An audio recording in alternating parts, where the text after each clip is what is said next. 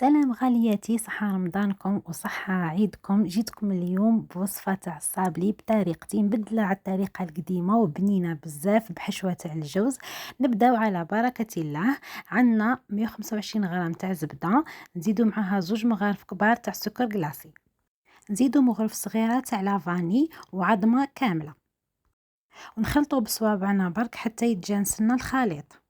ما ننساوش قرصه تاع الملح اللي درتها في الاول، ونص مغرف صغيره تاع الخميره، وكاس تاع الفرينه مش شرط تغربلوه، الكاس يهز 220 مليلتر.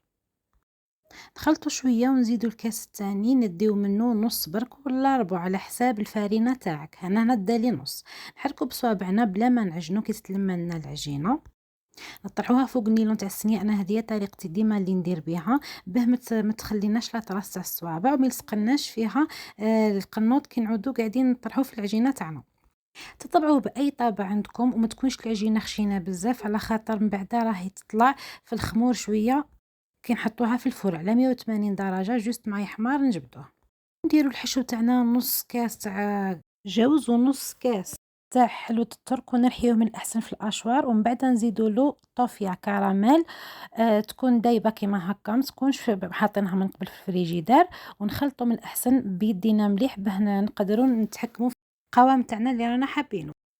بقيت نزيد انايا في الطفيه كراميل حتى ولات لي بهذا السمك تتعلك لنا بيان، ومن بعد نروح نديروها في الصابلي. شوفوا كيفاش جاني بيان خلاص حمر وموش محروق. نديرو بالمغرف. انا ما حبيتش ندير بلابوش باسكو تلصق لنا تدينا لابوش بزاف الكميه تاع الحشو. من بعد نقفلو عليها بالصابلي بالجهه الثانيه ونمسحوه هكا كاش ما كاينين زيادات ولا نمسحو بصوابعنا برك ونحطوه في الفريجيدار يحكم روحو، ونروحو ندوبو الشيكولا. انا هنا زدت معاها طرف صغير تاع الشيكولا، حبيت نبدل شويه اللون، طرف صغير تاع الشيكولا اللي بالحليب السوداء حتى جاتني في البلون كاسي. ومن بعد طليوه بالشيكولا، والتزيين كان اختياري. انا درت جوزه ودرت الورد اللي راكم تشوفوا فيه، على قد ما تجبدوه من الفريجيدار بكري على قد ما الحشو هذاك يولي يتعلك معانا. وشوفوا كيفاه طري ما شاء الله. وهذا مساتين لينا. ترحب بكم، الى اللقاء.